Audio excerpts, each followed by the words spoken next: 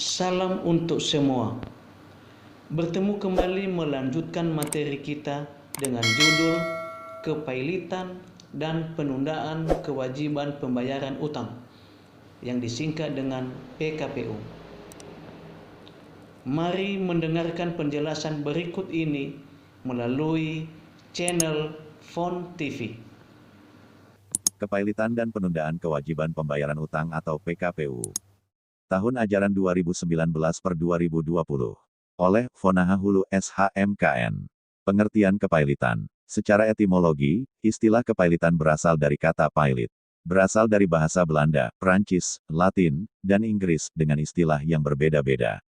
Dalam bahasa Belanda, pailit berasal dari istilah failliet yang mempunyai arti ganda, yaitu sebagai kata benda dan kata sifat.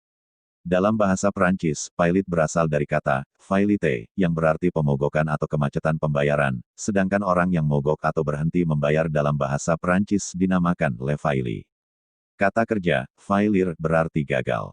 Dalam bahasa Inggris dikenal kata to fail, dengan arti yang sama, dalam bahasa Latin disebut failure. Menurut Peter Mahmud, pailit adalah kemacetan pembayaran. Dalam peraturan kepailitan yang lama, yaitu VV 7S 1905 nomor 217 Junto 1906 nomor 348.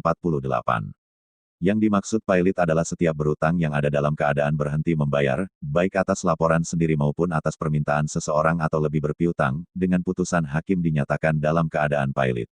Menurut Undang-Undang Kepailitan yang baru yakni Undang-Undang Nomor 37 Tahun 2004 tentang Kepailitan dan Penyusun Kewajiban Pembayaran Utang, bahwa yang dimaksud kepailitan adalah sita umum atas semua kekayaan debitor pailit yang pengurusan dan pemberesannya dilakukan oleh curator di bawah pengawasan hakim pengawas. Untuk syarat dinyatakan pailit pada prinsipnya masih sama Undang-Undang Kepailitan Nomor 4 Tahun 1998. Hanya peraturan pasalnya saja yang berubah yaitu diatur dalam Pasal 2 Ayat 1 Undang-Undang Kepailitan Nomor 37 Tahun 2004 ini. Jadi pailit adalah kondisi bangkrutnya seseorang atau badan hukum. Dalam hukum positif Indonesia, yakni Undang-Undang Nomor 37 Tahun 2004 tentang Kepailitan dan Penundaan Kewajiban Pembayaran Utang atau PKPU, kepailitan diartikan sebagai sita umum atas semua kekayaan debitor pailit. Berdasarkan undang-undang ini, debitor yang mempunyai dua atau lebih kreditor dan tidak membayar lunas sedikitnya satu utang yang telah jatuh waktu dan dapat ditagih dinyatakan pailit dengan putusan pengadilan. Baik atas permohonannya sendiri maupun atas permohonan satu atau lebih kreditornya. Dasar-dasar hukum pailit. Peraturan kepailitan diatur dalam peraturan tersendiri yaitu dalam VVS 1905 nomor 217 Junto 1906 nomor 348 yang mengandung 279 pasal, terdiri dari Bab 1, tentang kepailitan pasal 1 sampai pasal 211. Bab 2, tentang penundaan pembayaran pasal 212 sampai pasal 279. Pada tanggal 22 April tahun 1998, peraturan kepailitan tersebut disempurnakan melalui Perpu Nomor 1 Tahun 1998 dan pada tanggal 9 September tahun 1998. Perpu tersebut ditingkatkan menjadi undang-undang, yakni Undang-Undang Nomor 4 Tahun 1998. Di dalam Undang-Undang Kepailitan yang baru ini terdiri dari 289 pasal, yang terbagi dalam 3 bab, yaitu Bab 1, tentang kepailitan mulai dari pasal 1 sampai 211. Bab 2, penundaan kewajiban pembayaran utang, pasal 212 sampai 279. Bab 3, tentang pengadilan niaga, pasal 280 sampai 289. Asas-asas hukum kepailitan. Asas keseimbangan. Undang-undang ini mengatur beberapa ketentuan yang merupakan perwujudan dari asas keseimbangan, yaitu di satu pihak, terdapat ketentuan yang dapat mencegah terjadinya penyalahgunaan peranata dan lembaga kepailitan oleh debitor yang tidak jujur. Di lain pihak, terdapat ketentuan yang dapat mencegah terjadinya penyalahgunaan peranata dan lembaga kepailitan oleh kreditor yang tidak beritikat baik. Asas kelangsungan usaha. Dalam undang-undang ini, terdapat ketentuan yang memungkinkan perusahaan debitor yang prospektif tetap dilangsungkan. Asas keadilan. Dalam kepailitan asas keadilan mengandung pengertian, bahwa ketentuan mengenai kepailitan dapat memenuhi rasa keadilan bagi para pihak yang berkepentingan dan asas keadilan mengandung pengertian, bahwa ketentuan mengenai kepailitan dapat memenuhi rasa keadilan bagi para pihak yang berkepentingan. Asas integrasi. Asas integrasi dalam undang-undang ini mengandung pengertian bahwa sistem hukum formil dan hukum materialnya merupakan satu kesatuan yang utuh dari sistem hukum perdata dan hukum acara perdata nasional. Syarat-syarat pengajuan pilot. Untuk dapat dinyatakan pilot, seorang debitur harus memenuhi syarat-syarat sebagai berikut. Debitur harus mempunyai 2 atau lebih kreditur. Tidak membayar sedikitnya 1 utang jatuh waktu dan dapat ditagih atas permohonannya sendiri atau atas permintaan seseorang atau lebih kreditornya. Tujuan hukum kepailitan untuk menjamin pembagian yang sama terhadap harta kekayaan debitor di antara para kreditornya. Mencegah agar debitur tidak melakukan perbuatan-perbuatan yang dapat merugikan kepentingan para kreditur. Memberikan perlindungan kepada debitor yang beritikat baik dari para kreditornya dengan cara memperoleh pembebasan utang. Untuk menghindari perebutan harta debitor apabila dalam waktu yang sama ada beberapa kreditur yang menagih piutangnya dari debitur.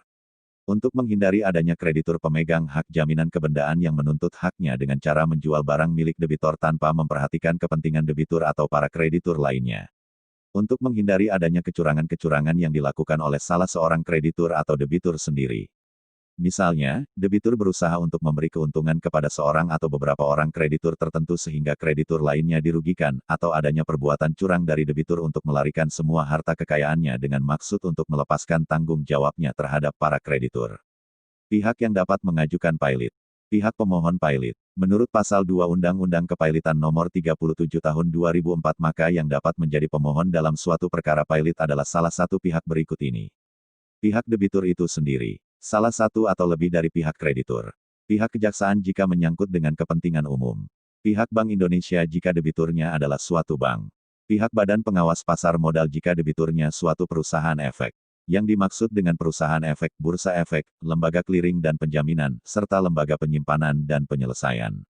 Pihak Menteri Keuangan jika debiturnya perusahaan asuransi, reasuransi, dana pensiun. BUMN yang bergerak di bidang kepentingan publik. Pihak debitur pilot. Pihak debitur pilot adalah pihak yang memohon atau dimohonkan pilot ke pengadilan yang berwenang. Yang dapat menjadi debitur pilot adalah debitur yang mempunyai 2 atau lebih kreditur dan tidak membayar sedikitnya 1 hutang yang telah jatuh waktu dan dapat ditagih. Hakim niaga. Perkara kepailitan pada tingkat pertama diperiksa oleh hakim majelis, tidak boleh hakim tunggal pasal 301 ayat 1. Hanya untuk perkara perniagaan lainnya yakni yang bukan perkara kepailitan untuk tingkat pengadilan pertama yang boleh diperiksa oleh hakim tunggal dengan penetapan Ketua Mahkamah Agung pasal 301 ayat 2. Hakim majelis tersebut merupakan hakim-hakim pada pengadilan niaga, yakni hakim-hakim pengadilan negeri yang telah diangkat menjadi hakim pengadilan niaga berdasarkan keputusan Ketua Mahkamah Agung pasal 301 ayat 2. Di samping itu juga terdapat hakim ad hoc yang diangkat dari kalangan para ahli dengan putusan Presiden atas usul Ketua Mahkamah Agung pasal 302 ayat 3. Undang-Undang Nomor 37 Tahun 2004. Pihak-pihak yang dapat dinyatakan pilot. Debitur yang tidak mempunyai 2 atau lebih kreditur dan tidak membayar sedikitnya 1 utang yang telah jatuh tempo dan dapat ditagih dan dapat dijatuhi keputusan kepailitan. Maka berdasarkan hal-hal tersebut di atas, pihak-pihak yang bisa dinyatakan pilot adalah orang atau badan pribadi, debitur yang telah menikah, badan-badan hukum, harta warisan, keputusan pilot. Dalam pasal 21 kepailitan meliputi seluruh kekayaan debitur pada saat putusan pernyataan pilot diucapkan serta segala sesuatu yang diperoleh selama kepailitan, namun, ketentuan sebagaimana dalam pasal 21 di atas tidak berlaku terhadap barang-barang sebagai berikut. Benda, termasuk hewan yang benar-benar dibutuhkan oleh debitur, sehubungan dengan pekerjaannya, perlengkapannya, alat-alat medis yang dipergunakan untuk kesehatan, tempat tidur dan perlengkapannya yang digunakan oleh debitur dan keluarganya. Segala sesuatu yang diperoleh debitur dari pekerjaannya sendiri sebagai penggajian dari suatu jabatan atau jasa sebagai upah, pensiun, uang tunggu, atau uang tunjangan yang ditentukan oleh hakim pengawas. Uang yang diberikan kepada debitur untuk memenuhi suatu kewajiban memberi nafkah menurut undang-undang. Akibat hukum kepailitan. Saat pengadilan niaga memutuskan pilot suatu debitur maka putusan tersebut akan menimbulkan akibat hukum. Menurut M. Hadis Saban, 2008/162, akibat yuridis dari putusan pilot terhadap harta kekayaan debitur maupun terhadap debitor adalah sebagai berikut. Putusan pilot dapat dijalankan terlebih dahulu, serta-merta, meskipun terhadap putusan tersebut masih dilakukan upaya hukum lebih lanjut. Harta kekayaan debitur yang masuk harta pilot merupakan sita umum, atau publikatahmen, gerechtelijk beslag. Beserta apa yang diperoleh selama kepailitan. Debitor kehilangan wewenang dalam harta kekayaan untuk mengurus dan melakukan perbuatan kepemilikan. Segala perbuatan yang terbit setelah putusan pilot tidak dapat dibayar dari harta pilot. Penundaan kewajiban pembayaran utang atau PKPU. Penundaan kewajiban pembayaran utang merupakan alternatif penyelesaian utang untuk menghindari kepailitan. Menurut Munir Fuadi, penundaan kewajiban pembayaran utang atau PKPU ini adalah suatu periode waktu tertentu yang diberikan oleh undang-undang melalui putusan pengadilan niaga, di mana dalam periode waktu tersebut kepada kreditur dan debitur diberikan kesepakatan untuk memusyawarahkan cara-cara pembayaran utang-utangnya dengan memberikan rencana perdamaian atau composition plan terhadap seluruh atau sebagian utangnya itu, termasuk apabila perlu merestrukturisasi utangnya tersebut.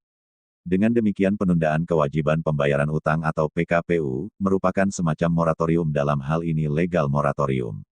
Menurut Undang-Undang Nomor 37 Tahun 2004 tentang Kepailitan dan PKPU Pasal 222 Ayat 2 dikatakan, debitor yang tidak dapat atau memperkirakan dapat melanjutkan membayar utang-utangnya yang sudah jatuh waktu dan dapat ditagih, dapat memohon penundaan kewajiban pembayaran utang dengan maksud untuk mengajukan rencana perdamaian yang meliputi tawaran pembayaran sebagian atau seluruh utang kepada kreditor. Permohonan PKPU dapat diajukan oleh kreditur maupun debitur kepada pengadilan niaga.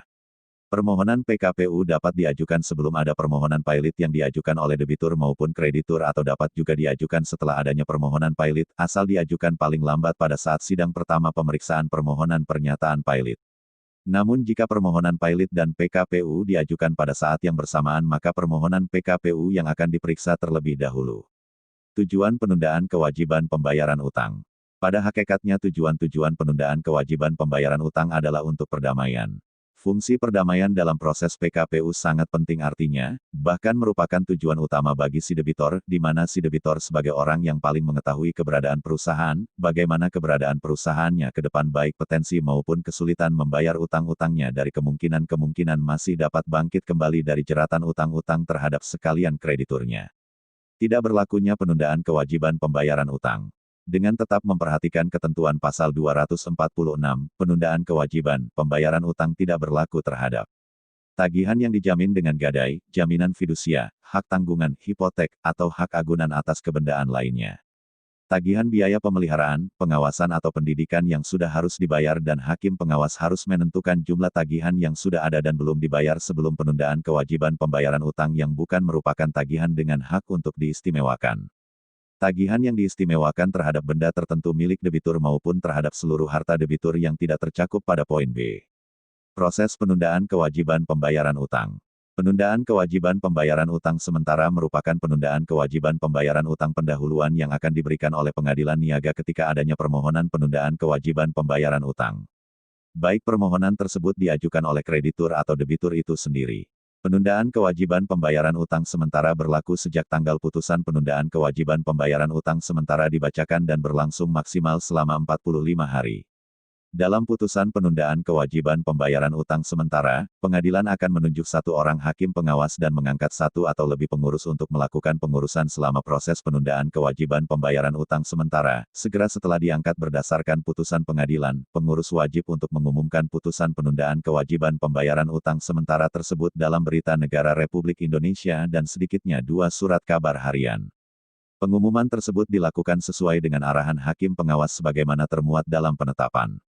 Pengumuman tersebut memuat undangan yang ditujukan kepada seluruh kreditur dari debitur, serta memuat jadwal diadakannya rapat kreditur dan rapat permusyawaratan hakim atau persidangan.